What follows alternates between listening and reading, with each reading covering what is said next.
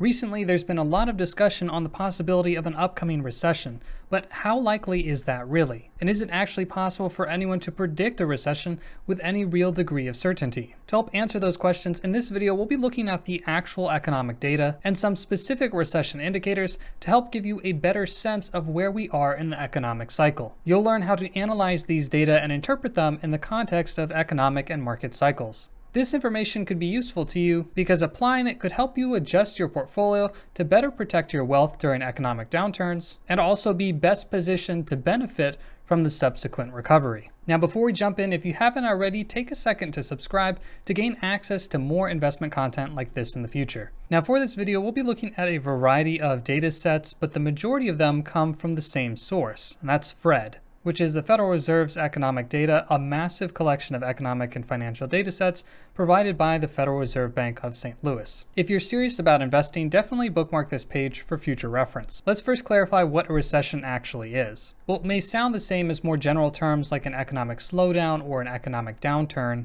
A recession is actually a very specific term when an economy experiences 2 consecutive quarters of negative economic growth. Now, it's possible there may be other economic data sets to show enough evidence to declare a recession that might not exactly line up with 2 quarters of negative growth. However, the majority of times it does align or is at least very close, so this is the working definition we'll use here. Now, recessions aren't pleasant events as they're often associated with declines in asset prices like the stock market, increases in unemployment, and generally lower levels of business activity. While unpleasant to go through, they are part of the natural business cycle and are not something that we can simply get rid of. With that, the first recession indicator I want to look at is the smooth US recession probabilities. This is a data set provided by Jerry Max Piger, and it's a dynamic model using 4 different monthly variables to predict whether or not we're in a recession right now. In this graph, the blue line represents the probabilities of recession based on the model, and the gray bars represent actual recessions that happened in the US in the past. As you can see, the model does a pretty good job of identifying when a recession has actually occurred.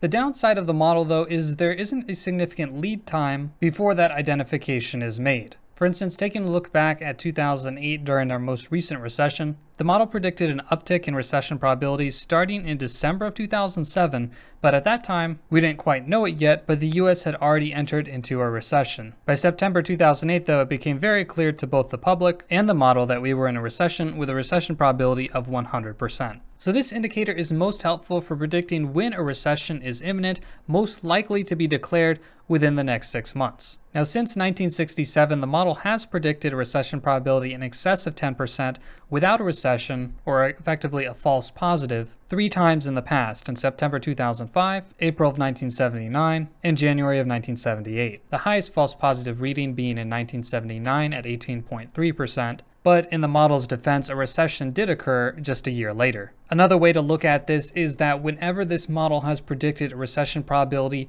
of greater than 20% over the last 50 plus years, we have seen an actual recession. So with that in mind, if we see this indicator rise above 10%, but especially so rising above 20%, there's a fairly high chance that a recession will be declared in the next 6 months. Overall, this is a relatively conservative model because there aren't many false positives, and it only really shows a recession probability very close to when we're actually in or very near a recession. This can differ quite significantly from human-generated probabilities, which generally tend to give a higher weight on the probability of a potential recession. JP Morgan Asset Management, in their June view of the third quarter 2019, see the possibility of a recession as high as 20%, and the possibility of an economic crisis, which they characterize as far worse than a recession, as 10%. This would imply a total probability of 30% that in the third quarter 2019, we see a recession or worse. This is up from 15% in the second quarter 2019. A total probability of 30% of a contraction is much higher than what we're seeing now in the smooth model probabilities, which currently has us at a 1.5% probability of being in a recession right now. While human-based estimates of recession probabilities can be helpful in exposing your views to different perspectives, it's important to keep in mind that these probabilities can vary with quite a large range,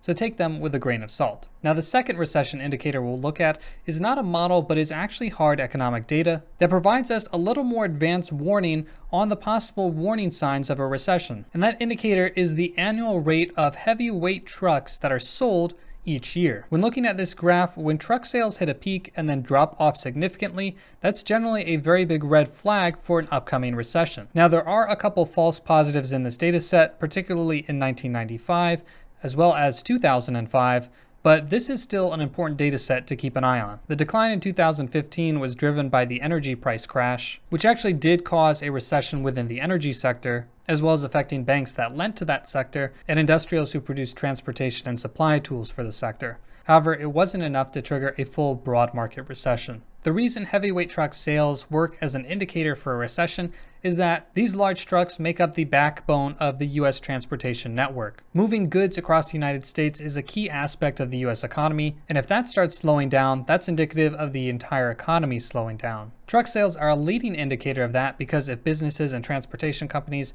expect more economic growth and more goods being transported, they're going to keep investing in new trucks to replace their older fleet as well as expand their capacity. If, however, they're anticipating lower transportation demand, they won't purchase as many trucks. This in turn leads to a drop-off in that rate of truck sales, which in the past has been predictive of larger broad recessions. So right now, annualized truck sales appear to be at a relative peak, at least compared to the peaks prior to the 2008 recession and early 2000 recession. Now, just because truck sales have peaked here in the past doesn't necessarily mean that we've reached the peak and can't continue selling at a higher rate. However, zooming in a bit from 2003 until now, we can see that at the peak prior to the 2008 recession, the annualized truck levels at their peak leveled off for less than a year before dropping off precipitously. Now, if we count April 2019 as the relative peak, then we've been at this peak for 4 months now. If we don't see this rate continue to accelerate over the next 6 months or so, and instead it continues to stall out, or worse, even begins a decline, then this would be cause for more concern. Specifically, we'd be looking for several months of consecutive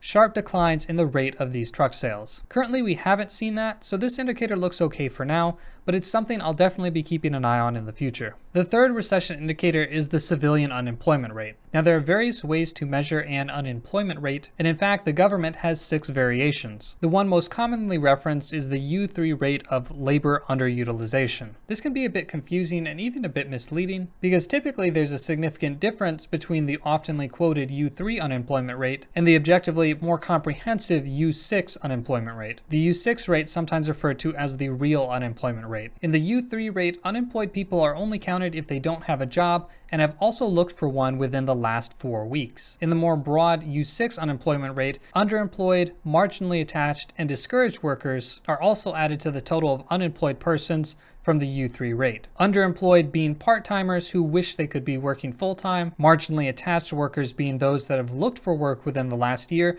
but weren't looking during the last 4 weeks. Within the marginally attached also includes discouraged workers or individuals that have given up looking for work altogether. Going back to the U3 unemployment rate, this indicator doesn't have as much lead time as heavy truck sales, but it is relatively consistent. Zooming in more specifically on the last 3 recessions, anytime the U3 unemployment rate has risen more than 0.5%, the economy had entered or was already in a recession at that time. This generally makes sense because it's periods of recession where you see the largest job cuts and companies fearing uncertainty and added labor expenses, becoming less willing to hire new workers. Now, we did see a jump from November 2018 from 3.7% to 4% in January 2019, an increase of 0.3%. However, that has since come back down to 3.7%. Again, since this indicator doesn't provide a significant amount of lead time, we will likely already be in a recession by the time it rises 0.5%. However, if that's the case, it does provide one more piece of evidence to confirm the likelihood of an upcoming recession. The fourth recession indicator is the yield curve. Now, this is an indicator comprised of 2 components: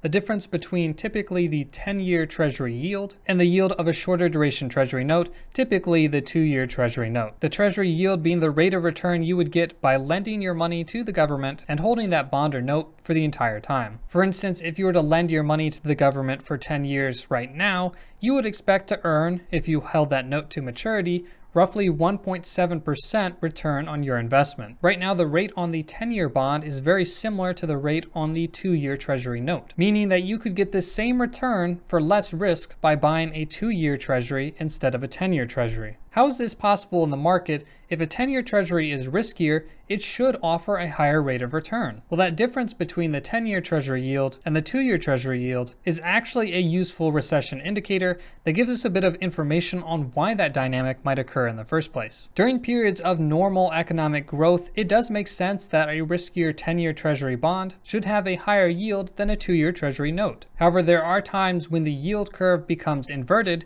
meaning that a lower duration bond like the 2-year Treasury note actually has a higher yield than its riskier counterpart, the 10-year Treasury bond. This Treasury curve inversion has preceded every major recession since the mid-1970s. The reason for this yield curve inversion prior to a recession is that investors are fearful that a recession is coming up. Because of this, they anticipate a period of lower economic growth in the future, and also therefore lower interest rates on long-term bonds. In the bond market, when there's less demand for money and loans, which occurs during economic slowdowns or recessions, interest rates typically fall. This is why in periods leading up to recessions, investors are willing to effectively pay no premium in the form of a higher interest rate to buy a longer 10-year bond because they expect interest rates to fall. And so buying a longer 10-year bond locks in the current now higher interest rate for a longer period of time compared to a 2-year note. This can be seen in the chart from 2007 to 2010 roughly, where the yield on the 2-year Treasury note declined much more significantly than the yield on the 10-year Treasury bond. Had two investors invested in July 2016, one of them buying a 10-year Treasury bond, the other buying a 2-year Treasury note, both would have achieved a 5% rate of return for the duration of the bond. However, the one who bought the 10-year bond would have received that return over the course of 10 years, whereas the person investing in the 2-year Treasury note would get their principal back after 2 years and then would have to invest, likely at a lower interest rate. So that explains the dynamics of why these yield curve inversions happen, and also why they typically happen prior to an upcoming recession. Typically, when we see the difference between the 10-year and 2-year Treasury note be larger than 0.1%, we typically then see the start of a recession within the next 18 months. Right now, we're barely at the tip of that inversion and haven't yet seen a difference of 0.1% or more, but the yield curve, or the difference between the 10-year and 2-year Treasury note, is something to certainly keep an eye on, not only as a recession indicator, but also as a general sense of what investors are thinking in the bond market. The fifth recession indicator is closely related as it deals with interest rates,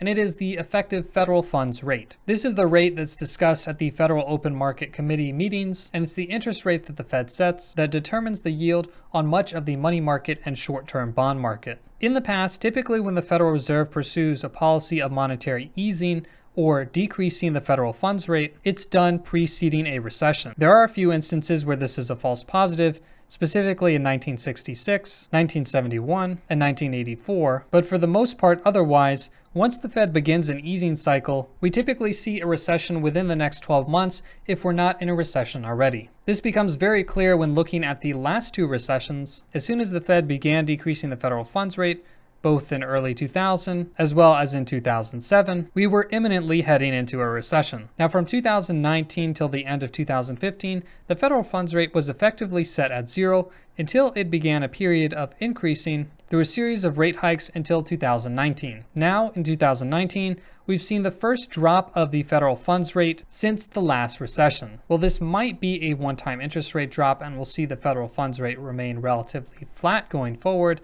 If this rate continues to drop in the future, this would be a very worrying sign. When the Fed decreases the interest rate, they're trying to loosen monetary policy in an effort to try and prevent any economic slowdown. If history is any indication, though, this doesn't do anything to prevent an economic recession, as the forces causing those recessions have already been put in place years before. However, this does serve as a relatively consistent indicator of an upcoming recession. This is part of the reason why the market pays very close attention to moves in the federal funds rate, because not only do they have broad implications on the short-term bond market, but that rate carries through the rest of the market, including the long-term bond market, as well as the stock market. It is also an indication of the strength of the general economy, and when that rate starts to decline, it signals a declining confidence in the economy. The federal funds rate is something you should certainly keep an eye on and have those FOMC meetings on your calendar. And the sixth indicator isn't necessarily a recession indicator, but it's an important tool for understanding where we stand in the financial markets,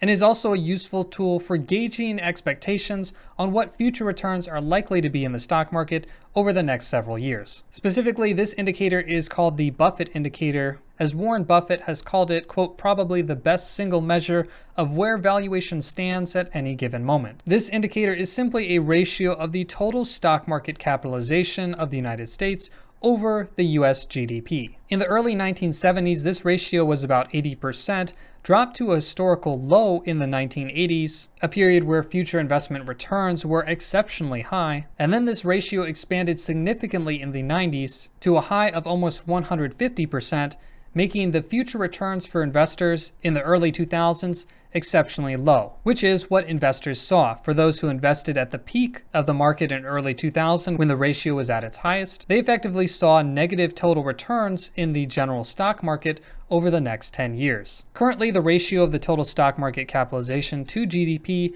is near those peaks that we saw in early 2000. Now, while this on its own doesn't necessarily mean we're going to see a market crash, it does mean we should temper our expectations for what future returns are likely to be in the general stock market over the next 8 or 10 years. Returns from the stock market since 2009 have been in the double-digit rate annually. However, the majority of that return isn't from growing corporate profits, but it's simply a rise in the valuation of the stock market, meaning people are willing to pay more for the same dollar of earnings. Well, this is great for investors who invested in 2009 and the early 2010s. Unfortunately, it means for today's investor in 2019 and 2020 and beyond, will likely have lower returns in the future decade than we've seen in this past decade. Again, while this doesn't necessarily mean a sudden market crash, it's typical that we do see a broad market decline when we do experience a recession. Having the Buffett indicator as a reference point for valuations helps you put into context what the likely market reaction will be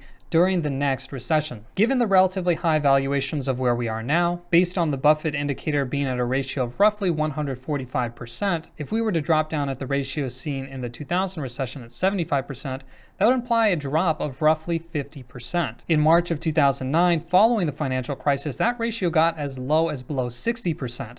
Now, while I don't think we'll likely go that low in the next recession, that is a remote possibility. Even if we drop back down to a ratio of 100%, that still represents a roughly 30% plus decline. The Shiller PE ratio is another metric of broad market valuations, and it's one I've discussed in the past, so I won't go over it in too much detail here. But today, overall market valuations are at one of the 3 highest points in history, with the other 2 being the stock bubble of the late 1920s and the internet stock bubble of the late 1990s. Again, this is not to scare investors, but to temper expectations and help investors be prepared, both mentally and financially, for the next upcoming recession and the likely market decline that will accompany it. Overall, I hope you got some good value out of this, and I'm curious, which recession indicator do you think is the most useful? Personally, I keep a close eye on all of these to get a better sense of where we are in the economic cycle, to help make adjustments and better position my portfolio. You may be able to use this information as well, or just have a better sense of when the next recession is likely to occur.